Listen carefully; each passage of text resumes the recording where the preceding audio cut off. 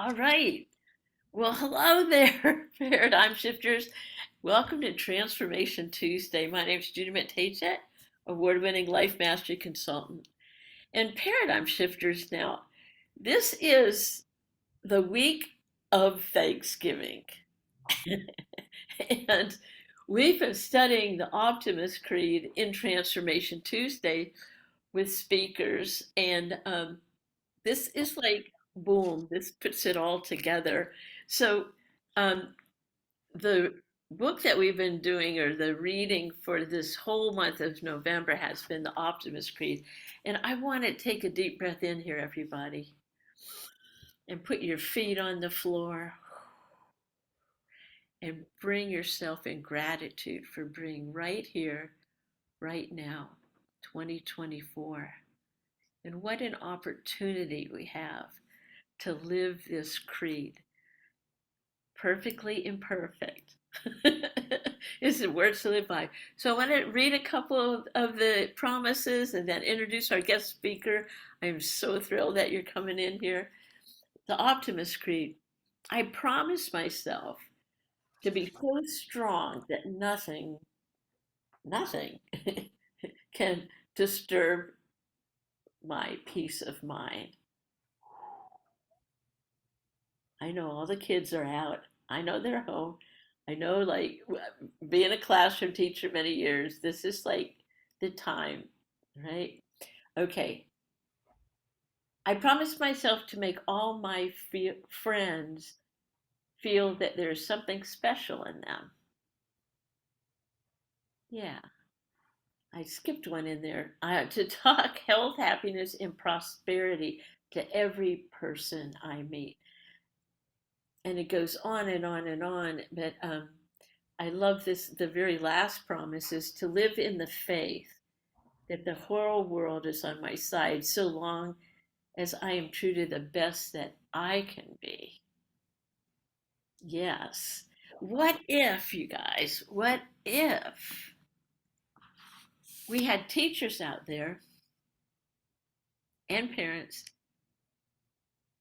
that were teaching these tools and these values to the kids? What if?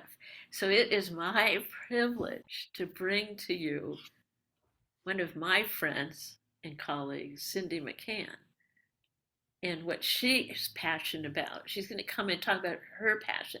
And I think this is perfect for right here, right now. So come on in here, Cindy. Tell us a little bit about yourself and why you feel this is important to get across. Oh, thank you, Judy. Number one, I just want to say I had printed out the Optimist Creed, and I just got done telling Judy before we went on that it has her name all over it.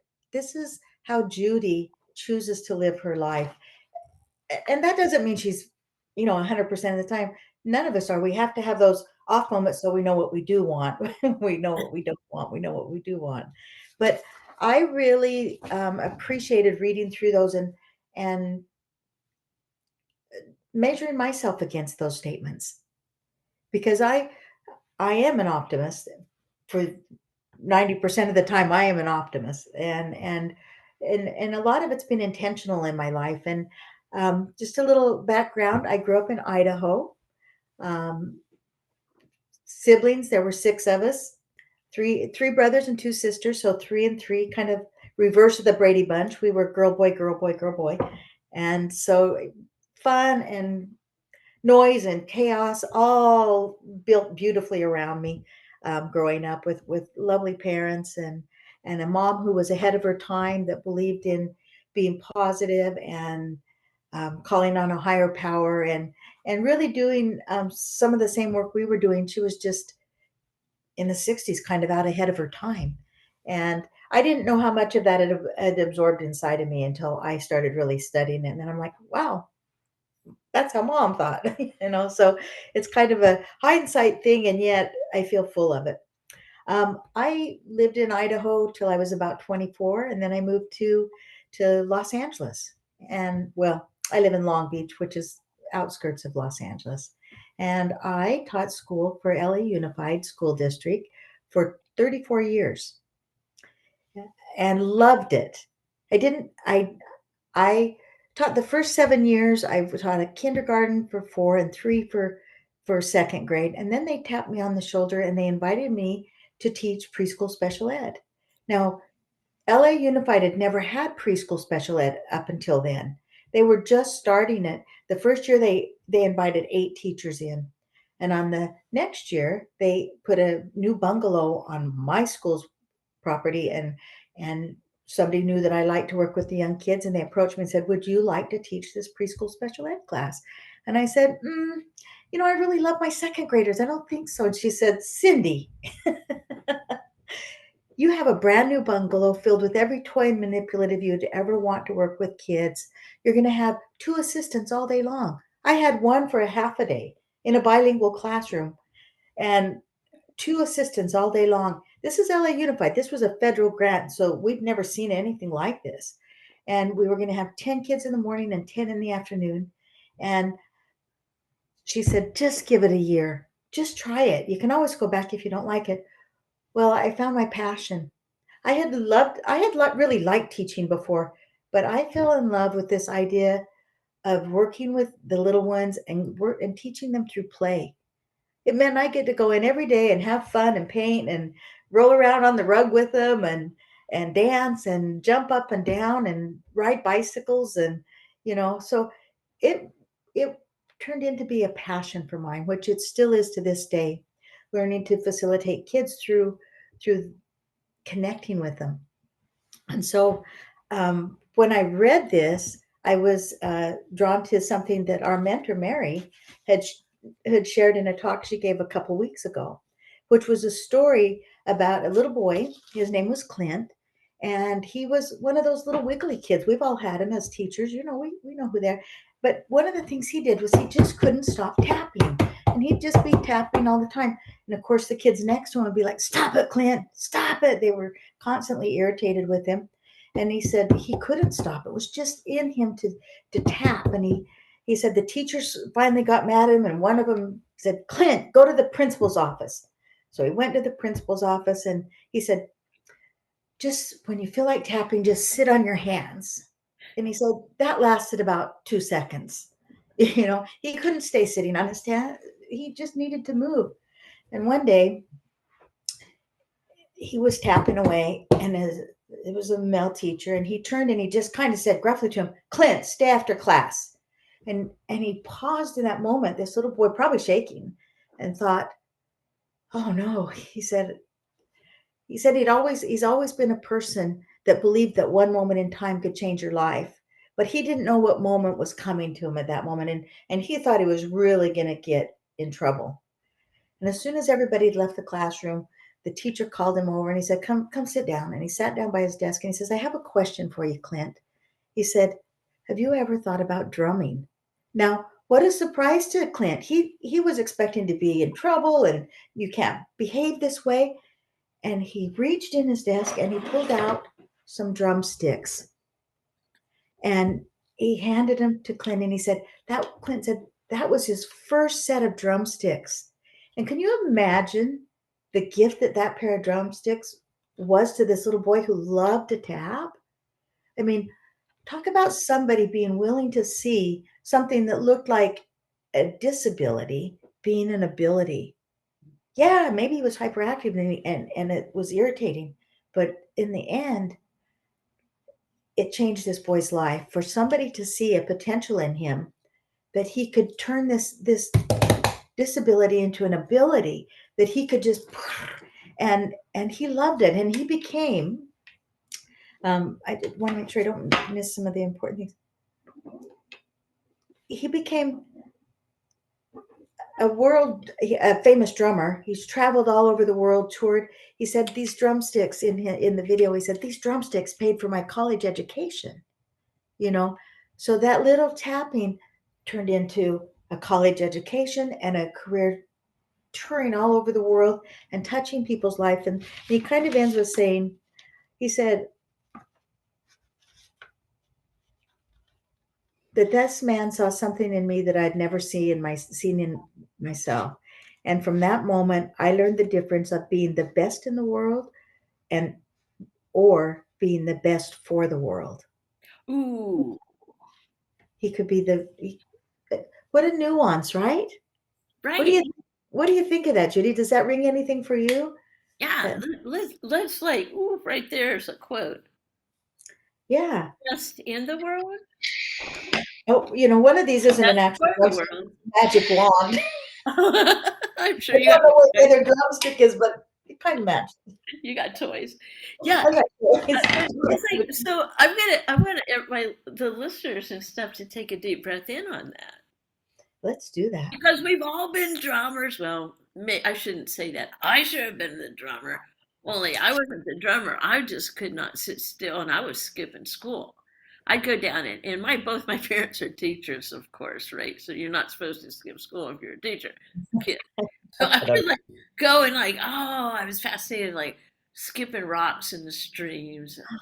I knew all of that, and that's all I was dreaming about when I was in school, in class. And there was a teacher, I'm just kidding because there was a teacher who saw that in me. He also knew my parents' expectations, right? Yes, of course. But he also would talk to me after class, and in other words, he wasn't making it bad that I couldn't sit still or all of that, and or I was slow. What they, if when I look back in the 50s when I grew up, I'm thinking, well, you know what? If there would have been special ed back then, I would have been like, boom, right in there. And I did not have that. And so, at any rate, yeah. And let me ask you a question. Don't you feel like, at least from your perspective, 34 years of being in the system, in the classroom, and looking at like the very best, most impactful teachers have had a hard time learning? True. That very well because we learned that we need more than one sorry. See, I need a little help there. One more than one modality to learn. That we learn in different ways so one along the way I got a little boy came in the middle of the year. Now, I ended up working with kids with autism. This was the 90s when I started, and it was when we had an outbreak of autism. And before that, we just thought Rain Man. That was autism, Rain I Man. know. We knew nothing about it. When I got invited to the classroom to teach special needs, I didn't have a degree in special education. I had a degree in education. So I got to be at the forefront of learning about all of this while doing it.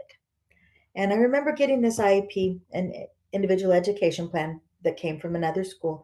And it said, Mark was the little boy's name. And it said, Mark is a runner. He runs out of the classroom. You have to do this. And we started talking about it. And we said, well, running is not a disability, it's an ability. Let's not look at running as a disability for this kid, or even, or that there's something in him that gets exhilarated from it. So we started using it as a reward versus a get back here, hold his hand, you know, he can't be on his own. We just encompassed him as here's a kid that's fast, who loves to run, he's got endurance, and it makes a difference how you start to see a child because when you start to see them as somebody with an ability, guess what? They expand that ability. And I feel like it expands our abilities. And I'm thinking about being a teacher also as a parent. Yeah, I mean, absolutely. I know you work with parents too, right? Mostly Yes. right now. So I also am a parent of a person, a beautiful young man or an old man now, he's going to be 50, who was labeled as in a disability. And then I thought, well, you know what? There's a lot of gifts in here. Now, as a parent, that was really hard Tell because me. on the playground, when I wasn't, I was looking at all of the other children and seeing the things he cannot do. And it made me as a parent feel like a failure. So I would like it to have you speak to some of the maybe some tools or something for the parents, because this is the week of Thanksgiving. You're going to Uh, see all the kids are out there. They're all in the playgrounds, all abilities and disability, whatever you want to call them. And as a parent, um, yeah, I would love to have you talk to some parents here. Yeah. I love that you brought that up because one of the things that I noticed working with this new population that we just discovered, parents didn't know anything about it either. And they would often grieve when they found out. I used to also work with the assessment teams on Saturday and in the summer. And so I would sometimes be there at the first moment they got told, your child has this condition called autism. And it's a spectrum disorder, so it could be very intensive or just very mild. But uh, I would see that in the diagnosis, as the eligibility when they're giving them an eligibility. But then to have them come into the classroom, I realized early on it was my responsibility to take the parent by the hand too, that we had to do some grief work because as soon as you say a disability, guess where the mind and attention goes? Zoom. And we got to figure it out. We got to figure it out. We got to figure it out. But the whole time we're looking at what they can't do. And guess what? The more you look Also, at it, as a parent, it was like, oh, I'm a failure.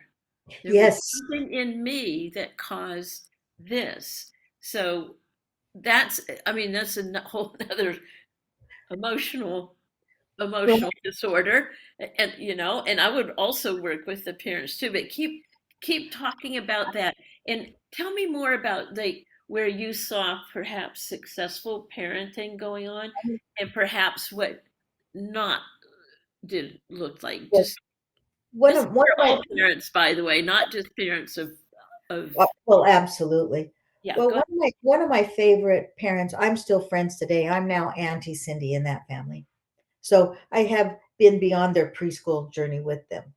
But she had twins. She had a little girl who was maybe 5 when the twins were born, and a little boy girl twin, and they both were diagnosed with autism. The little boy was a little higher functioning than the girl, and at that point I was no longer in that bungalow doing special day class. I was in inclusion because now we were starting to look at inclusion. I got to be at the forefront of all of this, which was really exciting for my career. So I had the little boy. He was doing really well in that setting. But mom came in one day and she was just bustling and I said, "Hi Chris, how are you?" And she said, "I'm fine." And I said, "Come with me for a minute." We went into the teacher's lounge. Nobody was in there. I said, "Sit down because you don't sound fine." I said, "What's going on?" She goes, "It's not about Nick, Cindy." And I said, "Well, I'm not here just for Nick. I'm here for you and your whole family." And so then she proceeded to tell me about Hannah and everything that was going on with them and what she needed done and what wasn't getting done in the district. And I said, let me make a couple phone calls for you. So I connected her with some of the people in the district that I knew could solve her problems, that I knew could take her by the hand. But it was that moment, she said, where she really felt seen. She bingo. she felt like somebody was finally seeing her frustration, not just looking at her kids and giving her a, oh, he did bad today, he did good today. And I never called a parent when a child did something that other teachers would have said they were bad. I called them to say, guess what? He had a great day today. Guess what? He did this today. And then when we got to have our cameras, I'd send snapshots of what they were doing and moments of them giggling and moments of them building amazing creations. And because I really think you want to put your focus on what you want more of. So send the parents the things you want more of. Send the parents information that shows that their child is being successful. And Because they might not necessarily have that transfer over to the home. exactly, exactly. But the more interaction you can have with a parent as a teacher, the more buy-in you get. And I had an open door policy. I said, come in. I don't care what you see. If we're having a bad day, you should see that too, because we have them. I don't want you to just come when everything's going well. I want you to see what happens when somebody has a tantrum or when somebody, hits another child. How do we handle it as a staff? How do you handle it at home? How can I help you with your home? And as I go into coaching and begin working with these families, because that's the coaching that my niche is narrow, Judy. It's parents of young children with autism, and I work in a year-long program with 5 to 10 people for an entire year. And it's the first thing for me in this coaching is to teach them a new way of thinking, of looking at what conditions we want, not the conditions that are at the level of fact. Right, I'm going to take that down. Conditions we would love. Want. We would Yeah, love. Yeah, we yeah, want. yeah, yeah. That's the phrase. And that's the phrase. What would we love? What would we love? And what would they love? And then they can think. But I also take them through their grief, dealing with their grief. So we learn new ways of looking at conditions and circumstances. And that's one of our core values as coaches, because Judy and I coach in the same company. We've gotten educated together. And our belief is we know that each one of us is far more grateful, I mean, far more powerful and contains more potential than any circumstance, situation, or condition. And that's all, it's no different. Parents are just either looking at the conditions or they're looking at the potential. And as soon as we start to see that child as a spiritual being here for a purpose on this earth. Yeah, we're all spirit beings in our physical plane.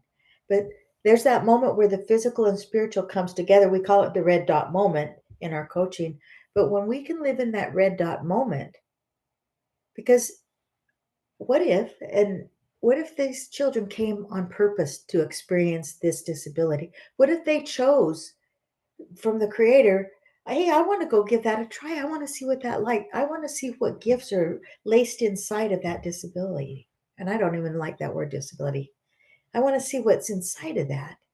So what if we looked at them differently? What if we were able to look at them and see the drummer inside of them? See the runner, see the gift that they have and pour into that and pour into to connecting with them and following their leads. One of the things that I discovered really early on is that you have to be invited into their experience. You can't drag them to ours. They don't care. That's part of this. That's part of this gift. They come to be free from being controlled like that. If you look at it like that, then watch for the openings. And this is what I teach parents is how to look at. And I got very good. I honed this skill very intensely to be invited by the child. And it can be as one of the very simple examples is that is this little girl, she could hardly live in her body. She had so much itchy skin and so she liked to play by herself. And she would always go to this wooden doll house and she would sort the dolls. They were these hard plastic dolls and they were in families. There was all different nationalities and races. And she'd sort of, but she'd never sort them the same way. And so I'm sitting with her, just the two of us, and I'm like, I couldn't figure it out that day. I couldn't see what she had seen. And I finally said, oh, you've got all the ones with their hands in their pockets together. Now, she was nonverbal. She crawled on my lap and she kissed me on the cheek. Now, that seems like a really simple thing. I just noticed what I noticed. I noticed that she had the ones, but to her, it was more than that. This was her way of organizing the world. One day And she ripped going out. back to what you were saying before with the parents, that little girl just wanted to be heard. That's it. Exactly. That's it. And That- isn't that what we all want? It is what we all want, Judy. It's exactly what we want. So they're no different. We just can't shake them into our world. We gotta, and you kind of create that in the beginning by just playing next to them, being beside them. A lot of talking into the air. Oh, I'm going to do this, and until there's an interest enough that they pull you over or they come over to what you're doing. but there's always a moment for me as a teacher, there was always a moment when the connection deepened, when I knew I was invited in. One of But the very cool things that I would watch too, and then I wanted to ask you another question. One more question is, what I would watch is the kids on the playground who are coming up, and also were being the listeners. And the yes, and like the kids, they don't have any filters. They come and they know that they're accepted. And that was that inclusion model and all the other models that we had to put a label on. But the kids knew on the playground. And to this day, those are the kids. Now they are men who are in their 50s who are still friends with, mm, the whole thing. It doesn't stop in school, and it's that developing that um, classroom or whatever you want to call it, room where there is an acceptance of don't we need that in the world right now, an acceptance of all of us. So what I would love to ask you now, let's take a deep breath in here. I love it. I would love to ask you, what is it that our paradigm shifters or transformation Tuesdays, what can we hold for you? Because you're on your green growing edge with your programs, right? Oh my um, gosh. What would you love to have us hold for you, Cindy? oh, thank you. Yes, it's so important. Well, I feel so passionately about this program I'm creating that I'm ready to call in the first 5 people to jump into to my experience. And I can't hardly keep my spirit inside my soul because I'm so excited about what I've created because it's a year-long program, Judy. It's working with all of these nuances with their child, some of it in person, some of it virtually. I've got 4 immersion weekends as part of the year. And I really just want people to hold the energy that in this before the clock strikes midnight on the 31st or no, January 1st, that I will have 5 clients that are ready to go for the new year. All Because I'm right. ready to Take roll it. now. Take a deep breath in here. Okay, and get the receiving mode come, because this goes to all a little over 5,000 people, right? Oh my And on goodness. my YouTube channel and everything, all right? So Beautiful. get it, the wide receiver right there. Okay, now we're going to get some energy coming here. Oh, I love that, Judy. Oh, you don't have to, we are sending energy your way. You are a receiver. So Well, you put your receiving button on. We're going to be the energy. Okay, here you go. yeah, here I go. All right, right. All right. Whew. All the way to Long Beach, California. Oh, Amen. You feel that? I So do feel it actually. listen, thank you so much for being here. We so enjoy that, and we'll put down in all this stuff how people can get a hold of you, Oh, and yeah, totally seeing you, because it's time for you to be seen and heard, and absolutely. your passion. So thank you so much, and to be continued. We're going to have you Thank back you. as it comes, and you get to tell us some of your super success stories. Oh, I will. I'm so excited. I have an affirmation that people tap me on the shoulder to work with me. So I'll watch for those taps now that you've sent it out to 5,000 people. Amen. Here we go. I love you, and I love you have a too. very blessed everyone here. Very blessed Thanksgiving season, holiday season, knowing that you are loved and you are appreciated, no matter what. Amen to that. Amen. All And right, so it is. and so it And is. so it is. Ooh. Whoosh.